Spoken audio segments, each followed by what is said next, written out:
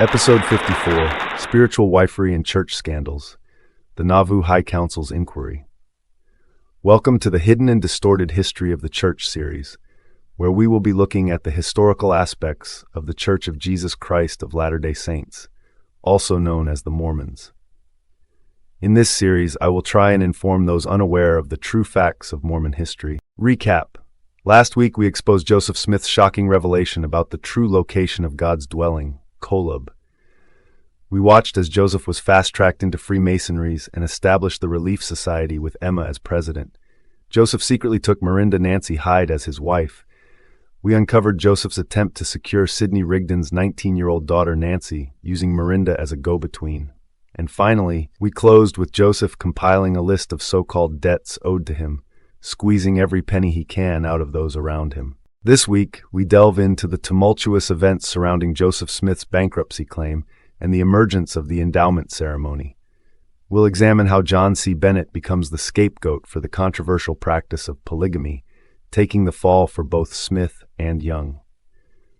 Additionally, we'll uncover the shocking shooting of Governor Boggs, with whispers suggesting it was orchestrated by Joseph Smith himself, while Bennett resigns as mayor amid the chaos.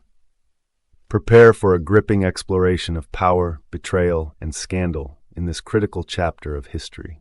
Part 1. The Bankruptcy Fraud Claim. Joseph Smith's 1842 bankruptcy attempt was nothing short of a calculated financial con. Drowning in debt and desperate to escape his financial misdeeds, Smith, along with his brothers Hiram and Samuel, made their way to Carthage, Illinois, hoping to wipe the slate clean. But the U.S. government wasn't buying it. U.S. Attorney Justin Butterfield launched an investigation, and what he uncovered was damning. Smith had been scheming to hide assets, manipulating property transfers, and attempting to defraud his creditors. Smith and his wife, Emma, had conveniently signed over their possessions to their children for next to nothing, a blatant attempt to exploit legal loopholes protecting minors from asset seizures. This wasn't some clerical error or misunderstanding. It was an obvious move to shield their wealth while pleading poverty in court. As historian John C. Dinger explains, Smith's financial dealings were often as murky as his religious claims, frequently skirting the edge of legality. The government saw through the ruse, and in October 1842, Smith's bankruptcy petition was flatly denied. This was yet another stain on his already tainted reputation. Critics saw it as undeniable proof of his deception, just another example of his long history of shady financial dealings. Historian Brent Metcalf points out, Joseph Smith's financial strategies weren't just reckless. They reveal a pattern of deliberate manipulation, bending the law to serve his own interests. But true to form, Smith's loyal followers refused to see the truth. They dismissed the charges as persecution, ignoring the obvious fraud unfolding before them. The reality? Smith wasn't just a misunderstood religious leader. He was a conman cloaked in prophecy, a man who used his supposed divine authority to justify financial schemes that would have landed anyone else in prison. Historian Kenneth L. Cannon asserts, Smith's legacy is marked not only by his religious contributions, but also by a consistent struggle with the law that reflects the complexities of his character. Joseph Smith's financial empire was built on shaky ground, and time again, he resorted to fraud, deception, and outright lies to keep it from crumbling. The failed bankruptcy of 1842 was just another chapter in a long history of dodging accountability, a history that the LDS Church still refuses to acknowledge. Part 2. The Hidden Masonic Rites Taught to a Few. In May 1842, Joseph Smith unleashed a series of rituals in the Nauvoo temple known as the Endowments. But let's be clear, this was no spiritual enlightenment. Smith introduced these ceremonies to a select group of loyal followers, complete with tokens, signs, penalties, a prayer circle, and a ceremonial apron. The blatant similarities to Masonic rituals are undeniable, especially considering Smith was initiated as a Master Mason less than 2 months prior. John C. Dinger emphasizes, Smith's adoption of Masonic elements into Mormonism wasn't a coincidence. It was a direct repurposing of ritualistic themes to solidify his authority and secrecy within the church. Smith wasn't receiving revelation. He was lifting and modifying established Masonic practices to create a system that bound his followers closer to him under the guise of divine ordinances. In the endowment ceremony, participants are handed a new name as part of their initiation before they even step into the endowment room. This concept of a new name isn't unique to Mormonism. It's a hallmark of Freemasonry, where members receive Masonic names to signify their transformation within the craft. But here's the kicker. In Mormonism, the names assigned to temple attendees are nothing but generic names of the day. Most members remain blissfully unaware of this reality. As Brent Metcalf points out, the so-called new name in Mormon temples is anything but personal revelation. It's a prefabricated system that strips the experience of any real spiritual significance. The name you receive in the temple is entirely dependent on the day you show up, exposing the hollow core of Smith's so-called revelations. The endowment ceremony is packed with handshakes and tokens, each meticulously crafted to convey specific meanings within the LDS context. But let's not kid ourselves. This isn't some original revelation. Richard L. Bushman concedes, there is no question that Joseph Smith drew upon Masonic rituals when he introduced the temple endowment in Nauvoo. Freemasonry has long utilized grips, signs, and handshakes, all referred to as tokens, that serve as symbols of recognition among members. Smith blatantly lifted these concepts, dressing them up as divine ordinances, while essentially recycling Masonic rituals. The prayer circle in the Mormon endowment, where participants gather in a circle to pray together, isn't some unique innovation. It's a direct echo of Masonic rituals, where members engage in similar group activities steeped in ritualism. Sure, the prayer circle may have a distinct religious purpose within the LDS context, but let's be real. It bears a striking resemblance to the collective rituals practiced in Freemasonry. Kenneth L. Cannon notes, the parallels between Masonic and Mormon rituals are too significant to dismiss as mere happenstance. Smith took what he saw in Freemasonry and rebranded it as something new. The apron worn in the endowment ceremony is no mere accessory. It has a direct lineage to Masonic ritual, where members don aprons as symbols of purity and their relentless pursuit of moral improvement. In both the Mormon and Masonic contexts, the apron stands as a powerful emblem of sacredness and ritual purity. But let's not sugarcoat it. This isn't some original idea that sprang from divine inspiration. Smith blatantly appropriated this Masonic symbol, trying to pass it off as a unique aspect of his own ceremonies. As D. Michael Quinn stated, Smith's temple rituals were a direct extension of his Masonic experience, showing how easily he adapted external influences into his theological framework. Alongside the introduction of the endowment, Joseph Smith also began teaching the doctrine of polygamy in secret around the same time, which was first practiced by a select few within the church. The secrecy surrounding polygamy and the temple rituals may have contributed to an environment where LDS rituals were kept hidden from the broader public, further enhancing the parallels to Masonic secrecy and exclusive membership. Smith's teachings on polygamy were not fully revealed to the public until later, around 1843, when he openly taught it to his close associates. However, the practice had already begun in secret among a small group of followers, and many of the initial revelations about plural marriage were shared in private meetings. We have accounts of Joseph being accused of polygamy as early as 1834, 9 years earlier. Joseph Smith's doctrine of eternal progression, the idea that humans can continue to grow and eventually become like God, progressing toward divinity, was taught most clearly in his King Follett Discourse, 1844, but its development began earlier, particularly with the introduction of the endowment ceremony in 1842. The concept of eternal progression holds that individuals, by adhering to Mormon teachings and ordinances, could progress through various stages of salvation and ultimately become like God, attaining the status of gods themselves. Freemasonry's degree system is all about personal advancement, learning symbols, ethics, and teachings to become a better man in this life. It has nothing to do with eternity or divine potential. But Joseph Smith, ever the opportunist, hijacked this framework and cranked it up to cosmic proportions. He took the idea of progression through stages and twisted it into a theology where the climb never stops, even after death.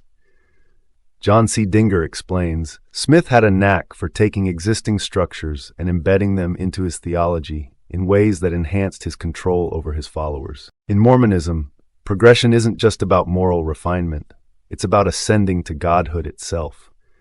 Smith dangled the ultimate prize in front of his followers, the chance to become literal gods, ruling over their own worlds and populating them. What began in Freemasonry as a metaphorical journey of self-improvement, Smith repackaged as an eternal pyramid scheme, complete with divine real estate and celestial offspring. Part 3. John C. Bennett, the Scapegoat. By the early 1840s, Joseph Smith had secretly introduced the doctrine of polygamy, though most church members had no idea it was happening. But let's be clear, this wasn't just about celestial marriage.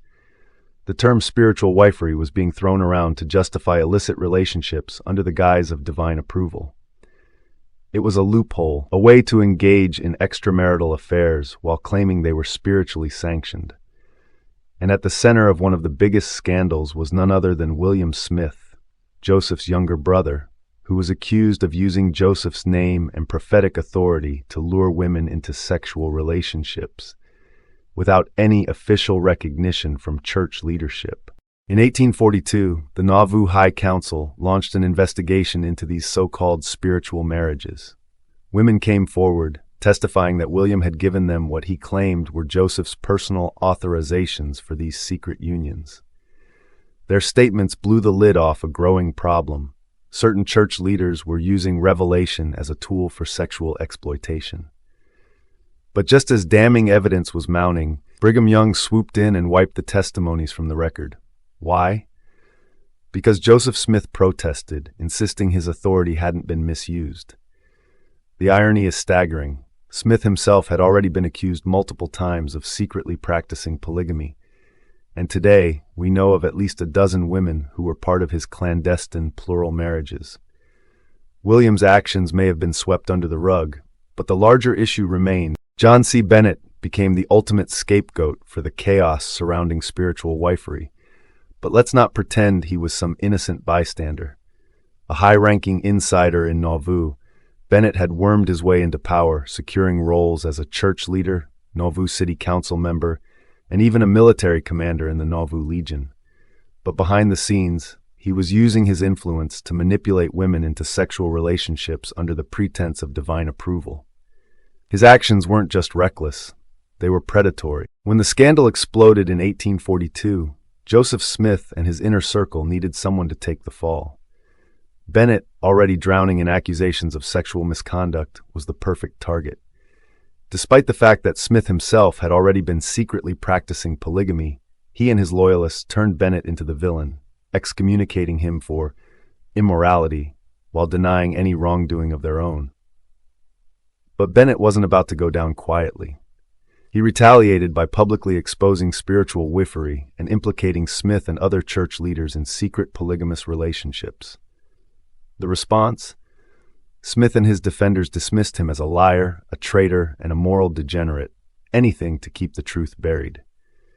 In the end, Bennett was cast out and discredited, but his exposé left an undeniable stain on the church's carefully crafted narrative. Richard S. Van Wagener states, Bennett was a product of the system he exploited, a man who both exemplified and betrayed the power dynamics at play in Nauvoo's leadership. His exposure of spiritual wifery laid bare the hypocrisy of Smith and his inner circle. Let's not ignore the blatant hypocrisy at play here. Every single man who sat on the Nauvoo High Council investigating William Smith was knee-deep in polygamy himself. This wasn't some impartial tribunal seeking justice. It was a room full of men who were just as guilty, if not more so. Brigham Young, Heber C. Kimball, John Taylor, Wilford Woodruff, Orson Pratt, Lyman White, and Amasa Lyman, every one of them notorious polygamists. These men weren't there to root out wrongdoing.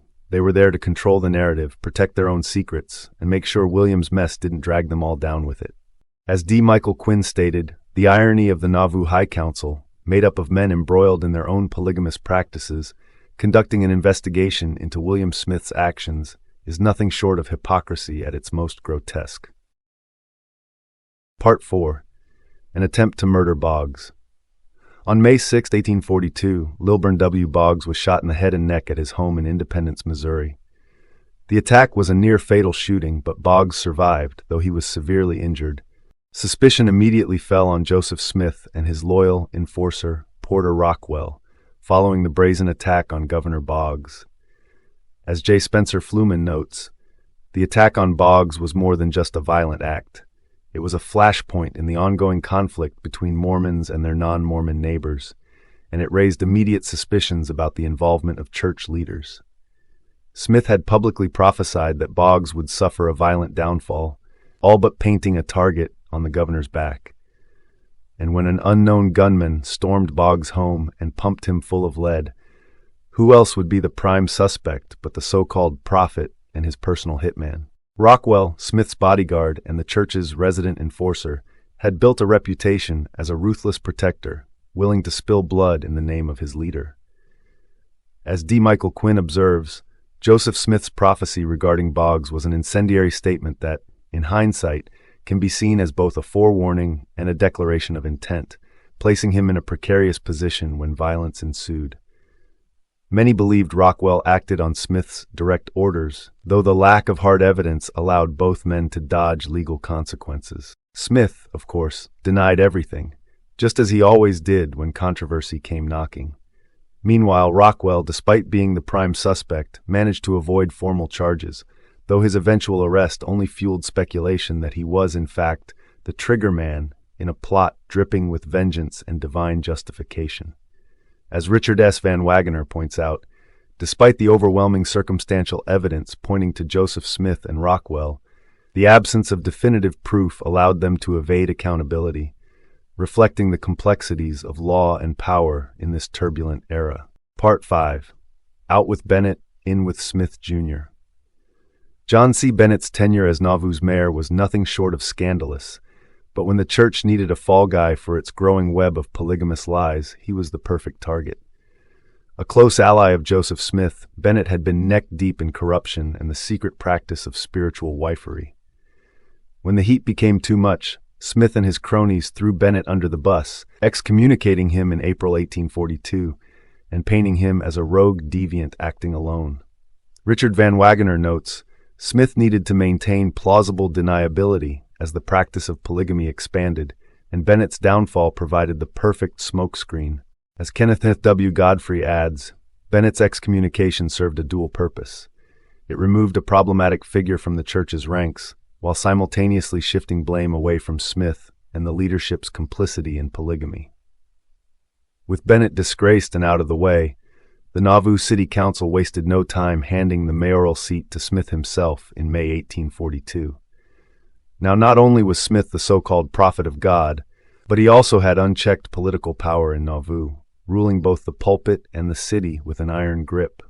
As Fawn Brodie puts it, in a matter of months, Smith had consolidated religious and secular power in a way that made opposition nearly impossible. The move was strategic, silencing dissenters and ensuring that any whispers of polygamy, should they surface, would be easily crushed under Smith's growing authority. As mayor, Smith's leadership was challenged by increasing criticism from local non-Mormon residents, particularly those who objected to the growing influence of the LDS community.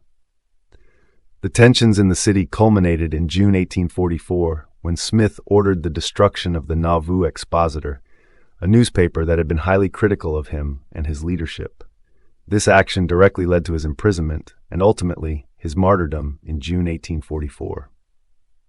As Todd M. Compton notes, the destruction of the Expositor was a turning point that demonstrated Smith's desperation to protect his image and authority, setting in motion the events that would lead to his downfall.